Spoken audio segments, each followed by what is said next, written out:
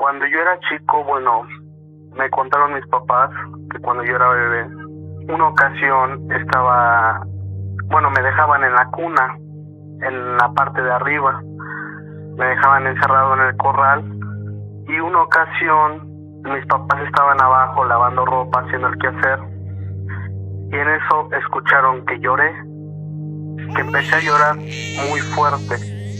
Mi papá se subió corriendo a la habitación en la que estaba y se lleva la sorpresa que yo estaba fuera de la cuna. Estaba fuera de la cuna llorando. Ahí fue cuando empezó todo. Conforme fueron pasando los años, yo a la edad de los 3 años, yo les empecé a hablar a mis papás sobre un amigo que tenía, que se llamaba Juan, y que siempre que me subía a jugar con mis juguetes y todo, le decía a mis papás, voy a jugar con Juan.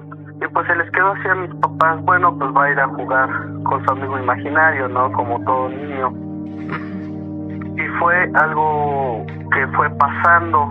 Lo que ya no le gustó a mi mamá fue que una ocasión no me dejaron subir a jugar porque estábamos viendo la tele. Aún recuerdo esa vez que yo les dije, quiero subir a jugar con Juan, Juan quiere jugar conmigo. Y me dijeron mis papás, no vas a subir, aquí te quedas con nosotros. Sí. Y me dijeron, dile a Juan que juegue solo. Y pues no me dejaron subir.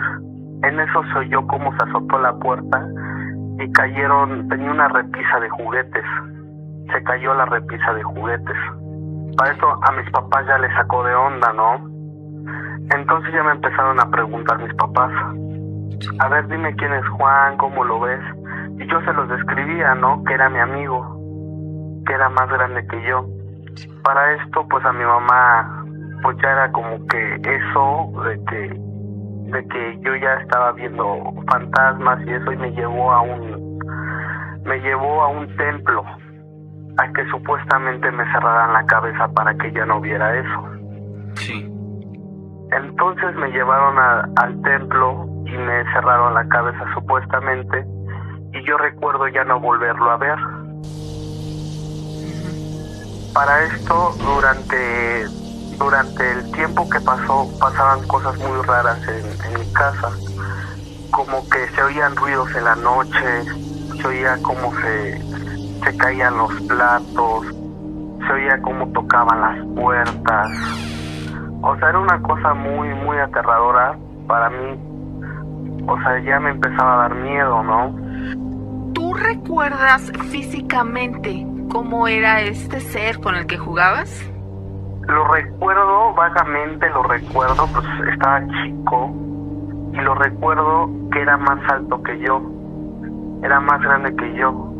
¿Podías distinguir sus ojos, su boca, sus facciones? ¿O no? No los podía distinguir. Tenía cabello largo. O sea, se podría decir que su cabello lo tenía como que largo. Nunca le pude identificar bien la cara. Okay. ¿Ni la edad? No, la edad tampoco. Yo creo que de edad tenía como, así como yo lo veía, tenía como sus 14 años, podría ser. Sí. Más o menos. Pero era el que jugaba conmigo. O sea que hasta con eso, en la edad era alguien mayor que tú, ¿no? Sí, era mayor que yo, exactamente. Uh-huh.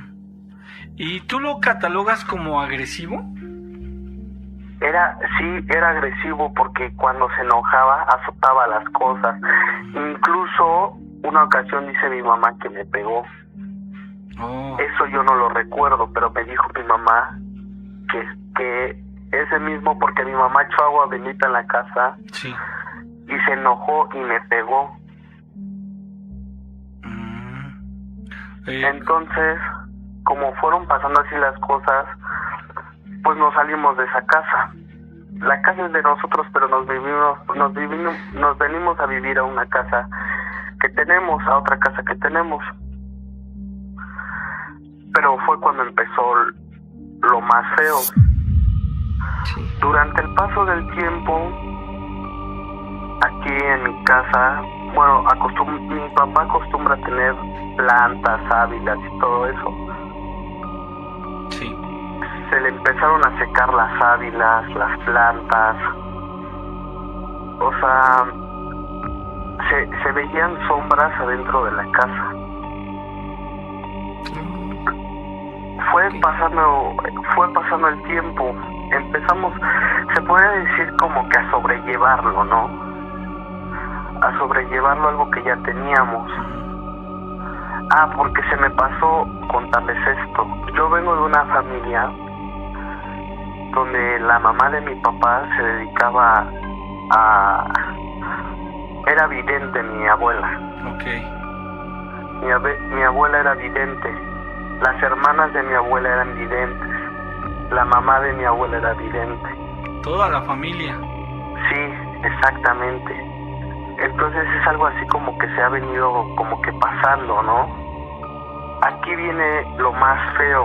A ver. Yo a la edad de 16 años, pues por todo lo que había pasado y todo eso, como mi comportamiento, decía mi mamá que mi comportamiento era muy agresivo, me manda a un retiro espiritual. Para esto yo voy al retiro espiritual y todo, y me uno al grupo de la iglesia. Sí. Entonces yo empecé a ir, convivía con mis amigos y todo. Me acuerdo que una ocasión me salí a una fiesta, exactamente hace un año, me salí de fiesta. Llegué tranquilo a mi casa. Recuerdo que llegué, me puse a escuchar un rato música, me puse a cantar con mi hermano y me subí a mi cuarto. Cerré la puerta de mi cuarto, me senté en mi cama y de ahí yo no recuerdo nada. No me acuerdo absolutamente de nada. O sea, como tuviste una laguna, una laguna mental. No. En ese momento yo no me acuerdo de nada. Ahora te voy a explicar. En el lapso que yo no me acuerdo qué pasó, Sí.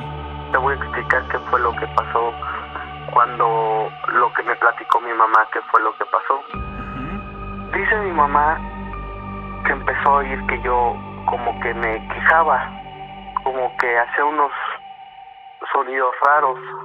Mi mamá tocó la puerta. Dice que no la abría. Entonces mi mamá va por la llave, abre mi cuarto y se lleva una gran sorpresa. Tenía cortado el brazo con cortadas profundas, muy profundas. Sí. Y todo mi piso lleno de sangre. Oh. O sea, lleno de sangre, mucha sangre, me dijo mi mamá.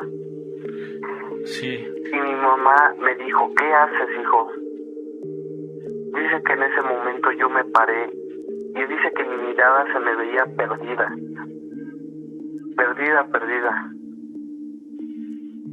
Debió haber sido un shock muy fuerte para tu mamá. Imagínate la escena, amigo, entrar justamente ahí. Ella tal vez pensó que te querías suicidar o algo así. Pues dice mi mamá que me dijo, hijo, ve cómo estás. Dice que yo me paré y le dije, estoy bien. Y le dije, estoy mejor que nunca. Me acerqué a un espejo, me comenta mi mamá, me acerqué a un espejo y apoyé mi puño derecho sobre el espejo. Dice que simplemente lo apoyé, dice que el espejo se trozara en cachitos. Entonces, ¿reventó? Sí, o sea, reventó el espejo, Uh-huh. se reventó. Dice mi mamá que para esto mi mamá pues empieza a exaltar. Entonces yo me quiero salir corriendo de la casa, bajo mis escaleras y mi mamá ya había cerrado con seguro la puerta. Uh-huh. Entonces para esto yo grité, reventaron ventanas de mi casa. Mi mamá se exaltó mucho, vinieron dejó entrar mi mamá porque al lado viven unos tíos, viven primos, primas, vive mi familia de parte de mi mamá. Entonces entraron y me empezaron a agarrar y todo, ¿no? No recuerdo bien cómo fue que pasó, pero dice mi mamá que empezó a rezar. Sí. Y dicen que poco a poco me fui tranquilizando hasta que me quedé sentado en el sillón. Uh-huh. Después de ahí es cuando ya empiezo a entrar en sí yo mismo. O sea, no me acordé de todo lo que pasó. me veo mis cortadas, me veo que me está sangrando el brazo. Incluso me llevan al seguro a suturarme. Me dijeron que las heridas no me las podían suturar por la forma en que estaban cortadas. Exacto, amigo, eso es lo que te iba yo a preguntar. ¿En qué zona estaban las heridas? ¿En la muñeca? ¿A lo largo del brazo? ¿En qué zona? Del codo, Ajá. del codo a la muñeca tenía muchas cortadas largas, aproximadamente cada cortada que tengo es aproximadamente de 10 centímetros, gruesas, a lo largo. A lo largo. O sea, eran muy gruesas. Como si hubiera sido una garra que te hubiera pasado por ahí la mano, ¿no? O la garra propia, ¿no? Exactamente. Así fue como pasaron las cosas. En el lugar donde te atendieron médicamente, ¿no te preguntaron cómo te hiciste eso? Sí, yo les dije, pero les dije que no me acordaba. Incluso le dijeron a mi mamá que se había consumido algún tipo de droga. Exacto. De hecho, no me quisieron anestesiar porque me hicieron, en una sí me podían hacer sutura. Sí. Y el mismo médico dijo, es que no sabemos si ingirió algo, entonces no lo podemos anestesiar. Me cosieron sin anestesia, de hecho. Qué terrible, amigo, eso fue un castigo. Pues realmente yo creo que en el estado que estaba no lo sentí. Sí, claro. No sentí la anestesia. Sí. Pasaron los días y yo fui a mi comunidad. Ves que te había comentado que había entrado a una comunidad de la iglesia. Ajá. Y una de las coordinadoras de ahí me dijo, ¿qué te pasó? Y yo era alguien que yo le tenía mucha confianza. Sí. Y yo le platiqué lo que pasó. Y me dijo, ¿sabes qué? Te voy a llevar con un padre. Aquí a las orillas de Puebla hay un municipio que se llama Guadalupe Hidalgo. Ajá. Me dijo, te voy a llevar con él para que platiques con él. Porque esta chica pensó que yo me quería suicidar. Entonces, fuimos con el padre, me atendió. Y aquí viene lo fuerte. El padre me empezó a preguntar, ay, ¿qué te pasó? ¿Cómo fue que te pasaron las cosas? Y le dije, no, pues ¿sabe qué? Pues pasó así y así. Y me dijo, eso se me hace raro. Y en eso, el padre se me queda viendo y empieza a tocar una campana chillante. Sí. Y recuerdo que me empezó a decir, ¿cómo te llamas? Y pues yo le decía, Jesús. Y me volvió a preguntar, ¿cómo te llamas? Y le dije, Jesús. Sí. Y me dice, ¿cómo te llamas? Y le vuelvo a decir, Jesús. Pero cuando le empiezo a decir otra vez Jesús, empiezo a sentir como escalofríos en mi cuerpo. Mi cuerpo se puso súper frío. El padre para esto agarra y sale de su oficina que tenía y grita, tenemos una situación, y dijo un nombre, no sé si en latín, no sé. Y los tipos que se dedican a ayudar ahí en la iglesia corrieron hacia adentro. Y me dijo, por favor, hijo, bájate de la silla. Y ya me paré, me puso aceite en la frente, sacó un aceite especial. Sí. Y me dijo, tómatelo como si fuera chamoy todavía, me dijo. Me acuerdo que le echó hasta sal. Entonces para esto pues yo me lo como, ¿no? Para esto empiezo a sentir como mi cuerpo empieza a temblar. Y fue como si me hubiera desmayado. Sí. Durante todo esto, mi papá estaba afuera esperándome. Y dice que empezó a oír gritos adentro de la oficina. Para eso dice que sale el padre gritando que quién le podía ayudar y que lo necesitaban. Dice que mi papá empezó a ver que de los puestos empezaron a correr para allá. Total, que fueron 12 personas las que estaban adentro. Mi papá va y le dice, ¿quién es usted? Le pregunta al padre que quién era él, porque no lo conocía de ahí del municipio. Le dice, soy su papá. Y le dice, entre. Dice mi papá que yo estaba aventando a las personas como si no fueran, o sea, como si fueran papel, así, literal. Sí. Las estaba aventando por todos lados. Una fuerza descomunal, sí. Sí, 12 personas no podían conmigo. Oh. Mi papá, pues desesperado, se puso a rezar, lloraba, decía mi papá que lloraba él. O sea, la forma en que hacía yo, dice que mi voz no era la mía, que incluso llegué hasta hablar en otro idioma. O sea, fue algo muy... ¿Una posesión? Sí, tenías un espíritu manifiesto ahí. Sí, exactamente. Entonces el padre como que intentaba, dice que mi papá, ya me platica ya después, mi papá decía que el padre intentaba sacar el nombre. Sí. A la de 1000 logra sacar el nombre el padre del demonio que yo tenía. ¿Este demonio tendría alguna relación con aquel Juan que cuando eras niño te molestaba? No, bueno, ahí te va. Dice que para esto hay una señora que, bueno, es algo que muchos no creo que sepan de la iglesia, pero hay personas que igual son videntes y trabajan para la iglesia, para cierto tipo de despojos, exorcismos, etcétera. Le ayudó al padre y le comentó al padre que es algo que lo traigo yo por generaciones anteriores. Incluso me acuerdo que ella misma lo dijo, que es por mi 9ª generación. Entonces fue como algo que vino a mí, o se podría decir, vamos así, culpar a mi 9ª generación antepasada. Fue algo así como de una donación, ¿no? Como que me donaron a ese demonio. Bueno, sí, lo heredaste, ¿no? Te lo impusieron porque tú no lo esperabas, no lo querías, no lo deseabas y te tocó a ti.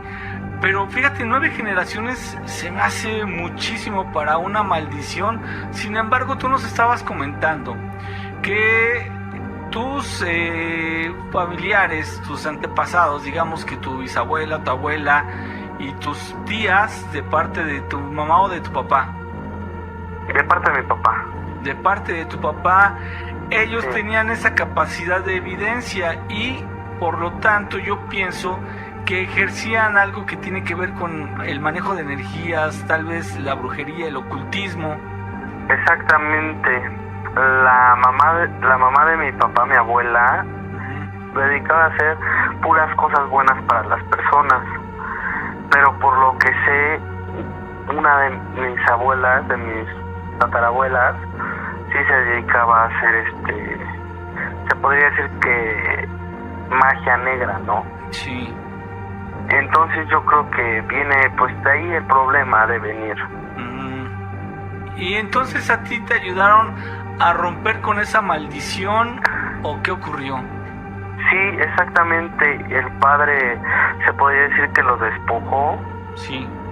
Lo despojó y el mismo padre me dio un amuleto. Ajá. Me dio un amuleto. De hecho es un amuleto, dicen que particularmente es para la iglesia, pero me lo obsequió a mí por ser un caso especial. Okay. Me regaló el amuleto, que lo tengo colgado en el cuello. Sí. Y me dijo que, a propósito, por eso me hizo que yo hiciera la primera comunión, porque yo no tenía hecha la primera comunión. Ajá. Entonces hice la primera comunión Pero fíjate que a pesar de eso, bueno, de que pasó lo de mi despojo que me hicieron, del exorcismo que me hicieron, Sí. A pesar de eso, tengo sueños muy raros. O sea, donde se me aparecen demonios y todo eso, Sí. pero ya no me han atacado, se podría decir. Pero tengo pesadillas muy, pero muy fuertes. ¿Qué tipo de pesadillas? ¿Sueñas con muertes? He soñado con muertes. Bueno, te podría decir que incluso hace exactamente 2 meses, 3 meses aproximadamente, Sí. yo le venía diciendo a mi mamá, no sé por qué me salió eso, y yo le dije a mi mamá, siento la muerte de un familiar. Y me dijo mi mamá, ay, ¿cómo crees? Le dije, sí, siento la muerte de un familiar. Pues haz de cuenta que le dije 2 semanas antes de que muriera una de las primas de mi mamá, que murió o sea, de 3 días antes de que muriera se puso mal y a los 3 días murió. Falleció mi tía. Sí. Entonces es algo que como que se me ha venido dando, que sueño con las personas, la muerte de parte de la familia y fallece un familiar. Esos son sueños premonitorios. Tú lo puedes considerar como pesadilla, pero en realidad es una premonición. Exactamente, sí, exactamente. Pero pues es algo así como que yo creo que ya es parte de mi vida todo lo que me ha pasado. Y pues bueno, para ya no quitarles más tiempo, como última parte le quisiera decir a toda la audiencia Sí. que todas las cosas, que no jueguen con las cosas que son malas, porque siempre te va a traer alguna consecuencia. Claro. Que el que es menos supersticioso sobre estas cosas puede llegar a ser el más vulnerable. ¿Por qué? Porque no está tan apegado a... ¿Sí me entiendes? O sea, el que digamos que es más escéptico, Exactamente. precisamente como no cree, no se defiende, él anda confiado, y como está confiado, no tiene miedo de nada, es probable que pueda ser afectado por alguna energía negativa, ¿no? Sí, exactamente. Pues sí, fíjate que me suena un tanto lógico, exactamente así como lo mencionas, porque sí, puede ser. El que es temeroso, el que sabe que eso existe, anda preparado y anda, digamos que protegido, ¿no? Siempre anda a la expectativa. Y por el contrario, las personas que no creen nada de esto, no significa que no les vaya a pasar. Y sí hay una probabilidad de que en algún momento puedan ser sorprendidos por algo que no desearían jamás, ¿verdad? Sí, claro que sí. Es una experiencia muy fea. Y yo que, se los puedo decir, yo que lo viví en carne propia, incluso ahorita que les conté toda la historia, sí, incluso me da escalofríos. Sí, por revivir supuesto. Toda la situación. Pues no es para menos, amigo. Yo espero que esto pues se termine poco a poco. Obviamente también depende mucho de ti, que tú dediques tiempo para la oración, porque tú sabes que la oración es algo muy, pero muy poderoso, y eso te puede ayudar a salir adelante. Y pues sí, obvio, claro. Yo escucho en tu voz mucha sinceridad, te escucho que eres una persona sensata, no creo que andes por malos pasos, y bueno, es algo que ya por ahí vas bien, ¿no? O sea, yo siento que puede ser algo positivo el hecho de que tú siempre te conduzcas con mucha cordura. Sí, claro, Nacho. Yo creo que es lo principal que tenemos que hacer todos, ¿no? Sí. Andarnos con mucho cuidado. Claro que sí, amigo. Bueno, pues aquí sirva este mensaje que tú nos acabas de regalar, esto que le acabas de transmitir a nuestros radioescuchas y a la gente que nos está escuchando en las diferentes plataformas, ya sea en los directos o en el Facebook Live. Te están escuchando en todo el mundo, y créanme que esto que viene de un hombre que sufrió y ha sufrido este tipo de experiencias es algo muy sincero, que no se lo desea a nadie, y es por eso que nos lo está compartiendo, ¿verdad, amigo? Exactamente. Y pues como último, que pues todos los papás que tengan hijos y que oigan que su hijo le dice, veo esto, veo el otro, veo a tal persona, que le hagan caso, o sea, no lo dejen a la deriva, o sea, que pongan cartas en el asunto de lo que está viendo su hijo, ¿no? Porque le puede llegar a ocasionar un problema más grande. Eso es, claro que sí. Pues muy bien, muchísimas gracias, qué buen consejo. Espero que no sea la última vez que platicamos y que más adelante nos podamos contactar de nuevo contigo, amigo.